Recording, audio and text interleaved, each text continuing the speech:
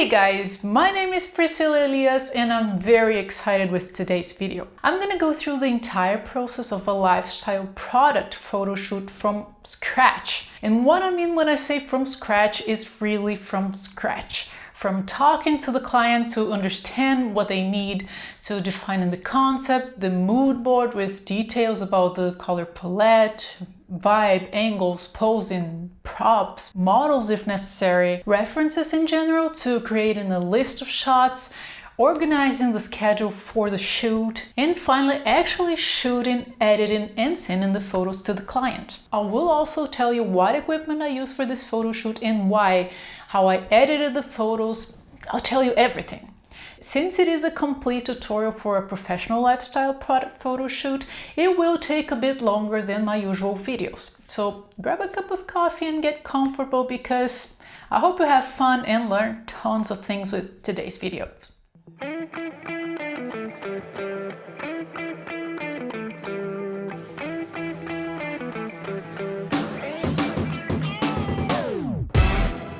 Important to say that this is a tutorial for one man photo shoot, or maybe I should say one woman photo shoot. So I'm talking about a not very complex photo shoot that can be done by yourself alone. For this photo shoot I will go through today, my whole team was me, 2 models, and a makeup artist. Is it ideal? No. But this will really depend on the budget you're working with, so if you can go further and work with at least an assistant, I'd say that would be awesome, but that's not always what happens and you can still do a good job by yourself. Do not underestimate what you can do with little. So this is how it usually happens. The client contacts me telling me about the brand with a general idea, asking me for a quote. At this point, we're at step number 1, meeting the brand. This is where I check out their website, products, and I prepare some questions. What do you have in mind? What's the number of shots you're expecting? How many products and variations are there going to be? Is there a concept or an idea you want to follow? Do you know your public and who you want to talk to for this campaign specifically? What is the purpose of this photo shoot? Do you have any references you'd like me to see or follow? This is where I get to know better the products to be shot and I start to build an idea in my mind. These first questions might bring new ones, and this is exactly where I try to dig as much as I can to understand the product and the brand I'm working with. I usually try to set up a meeting to have these questions answered, but some brands prefer to send me a briefing or to answer this by email, and I'm totally fine with that too. With all of these questions answered, we're going to step number 2, which is actually sending the quote. I specify everything that is going to be included in the shoot. So for example, I usually offer 3 different packages. So for this shoot, I'm offering an ultimate pack, which includes mood board and PDF, art direction, concept and creative ideas, 2 meetings that can be by Skype or, as I said, we can meet personally, 30 lifestyle photos, full retouch, and a revision. Then I'll tell them my price, if model is included or not. In this case it is not. And then I usually offer 2 other more basic packages. I usually offer a standard package, which is the medium size package, and the basic one. I won't go through everything today, but it's just usually a smaller package. Then I talk about the booking and payment. So I usually only confirm the booking after the client signs the contract and pays a 30% fee so that I can make the date reservation for them. And then I also talk about the delivery. When am I going to deliver the photos? How much time am I going to take to edit the photos? Usually for the basic package, I won't take as much time as I will take for the ultimate package, since there are less photos to be edited and so on. So all of this will be in my quote, so the client will know exactly what they can buy and we can keep discussing everything from there. So yeah, as I said, I usually have 3 different package options, from a basic one to the most complete one, and I don't usually have standard offers. Different from what I do with portrait shoots and events, where I usually have standard packages that I will offer to all of my clients. For product photo shoots, it most often really depends on each client's needs. So I usually prepare specific quotes for those specific needs. So at this point, I usually talk to the client one more time to solve any other questions they might have about the packages or even to discuss any changes to specific matters. Sometimes the client thinks a specific something in the package doesn't work well for them, so I will try to adapt that according to the new information they give me. And then once the package and the quote are approved, I'll send them a photo agreement, and with that in hand, it's time for the next step: preparing the mood board. This is where my work as a creator really starts. A mood board is a type of visual presentation or collage consisting of images, texts, and samples of objects in a composition. It is used to convey a general idea or feeling about the shoot. With all of the information I have from my previous talks and emails with my client, I will finally create a mood board through which I will be able to show the client exactly what I have in mind for the shoot. That way I'll make sure we're talking the same language, and that way they know what to expect from the shoot. If they don't like something, this is the time they will tell me, okay, we're not going this direction, or yes, this is definitely it. That's where I want to go. So it's a chance to make expectations meet and make sure the photographer and the client are on the same page. So this is an example of a mood board I did for the photo shoot I'm sharing with you today. So here you will find, again, information about the package, only the basic stuff, what's included in the package, the number of photos, what products we're shooting, and so on. The purpose with the photo shoot, the public we're trying to achieve with this, the feel of the shoot, what's the color palette. I'll add some photos to it so they can see the type of tones that I'm going after. The editing, what type of editing am I after? In this case, it's a warm, inviting, slightly vintage type of look. The cropping distances, and I even put here confirm with client because as it was a photo shoot for a watch brand, I really wanted to make sure what cropping distances they wanted, because if it was exclusively a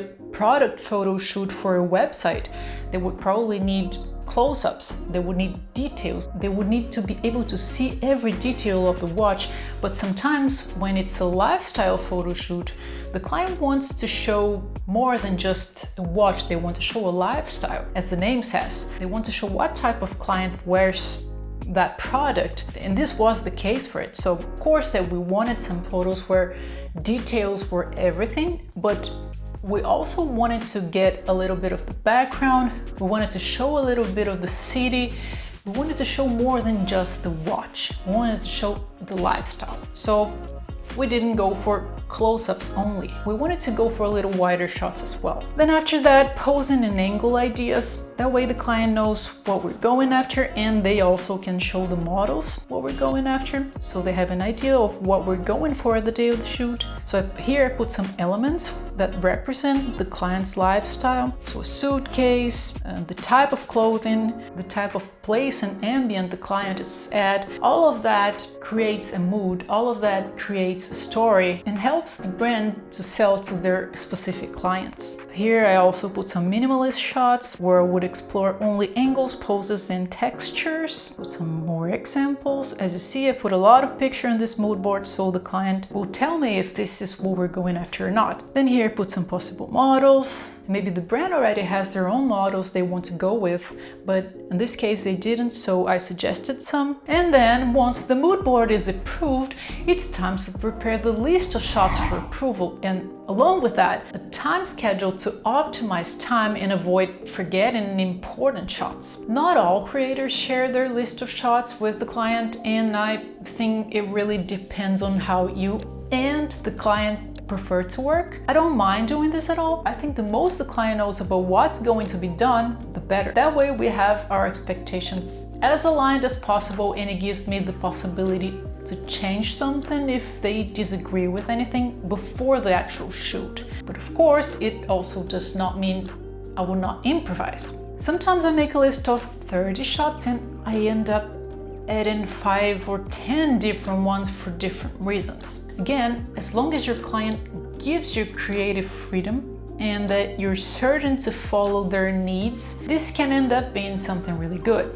Other times though, you need to stick to the plan because many shoots are not flexible and the brand knows or wants something very specific that You cannot change just because you thought it would be better. Another important step for this kind of shoot is to think about the equipment you will need for the day of the shoot. Take a look at your list of shots and have an idea of what lenses you will use.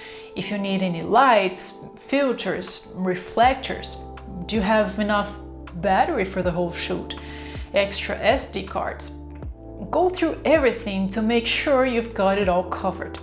It is important that you are fully equipped to deliver your best to the brand you're working with. For the shots I'm about to show you, I took both my 100mm macro 2.8 lens, which is usually my main lens for most of my product shots, and I also took the 24-70mm 2.8. If you want to know more about the 100mm macro and why I love it for product photography, I'll leave a link for a video where I talk about it in detail in the description and also up here, as I won't go through it in this video, otherwise it will end up being too long. So it's time to shoot. Beside the lenses I just mentioned, I shot all the photos I'm about to show you with my Canon 5D Mark IV. So let's open Lightroom so I can show this to you. The brand wanted me to show the type of person who used their watches, which were fancy but discreet people from the mid-30s to mid-50s who love luxury in an elegant and still a very reserved way. They also wanted it to be visible that some of these shots were made in Stockholm, as it is a brand from Stockholm. So let's go through the shots. So this shot was taken with a 100mm macro at 3.2. I really wanted the focus to be on the watch. And this one was also taken with a 100mm macro with a 6.3 aperture. So here you can see a bridge that is a pretty spot in Stockholm. I still wanted to keep the blurry background, focus on the watch, and for someone who knows Stockholm, might figure this was taken in the city. So this was a shot just showing some city lights and the close-up of the watch with many details inside. This shot was taken indoors. We took it at the hotel where we were based in. This is another shot we took at the hotel. We wanted to show what type of client wears those watches. And then we took another one, a businessman working in a hotel while traveling, taking some notes for the meeting he's gonna have today. And here's the watch, beautifully showing. Here's another shot where you can see the view from Stockholm, boat, the water. Stockholm is surrounded by water, so this is a very iconic shot that shows what the client wanted, which was this view of Stockholm.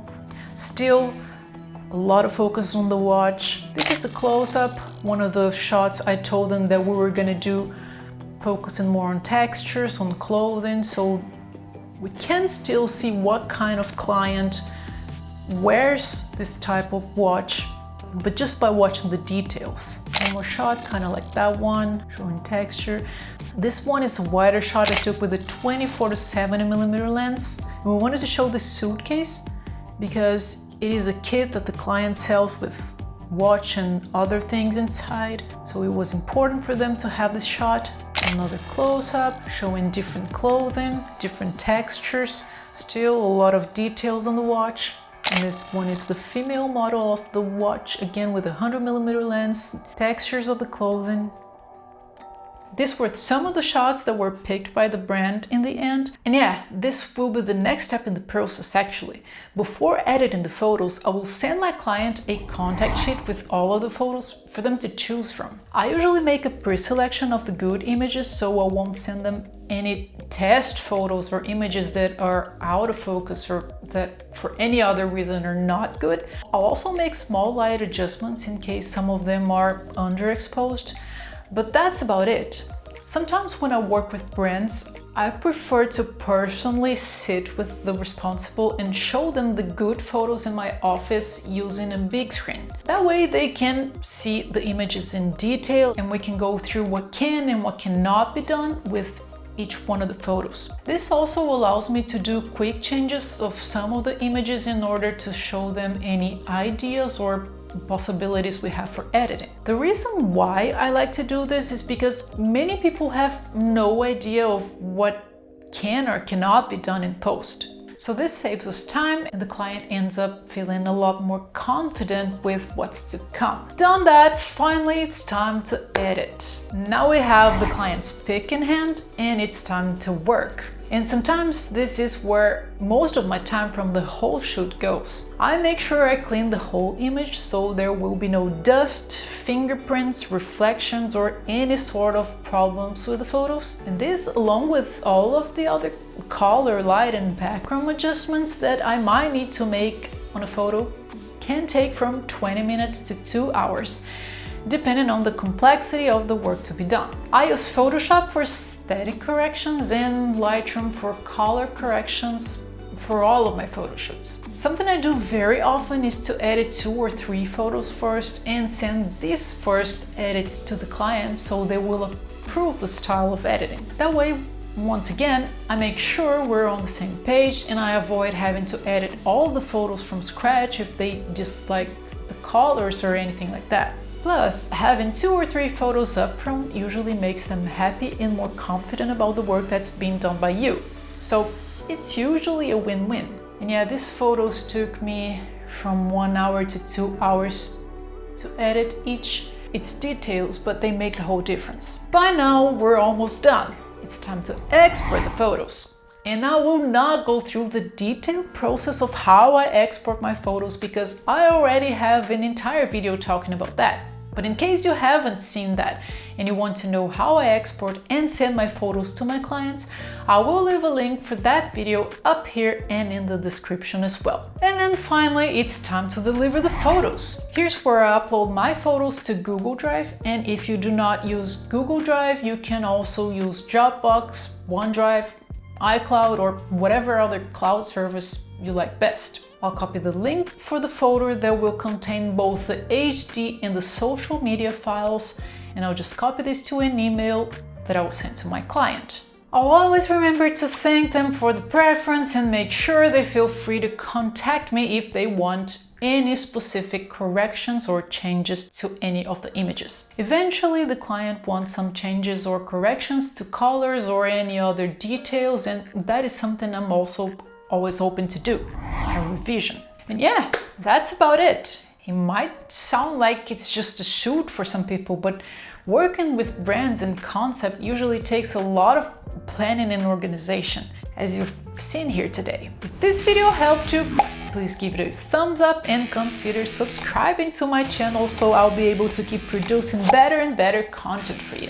I would love to hear your comments about all of this. Is this how you lead your lifestyle product shots? If not, how do you do it? Or if you've never done that before and you end up doing it after watching this video, please also drop me a line to let me know how you did and if these tips were actually helpful to you. I'd love to hear your thoughts and experiences about all of this.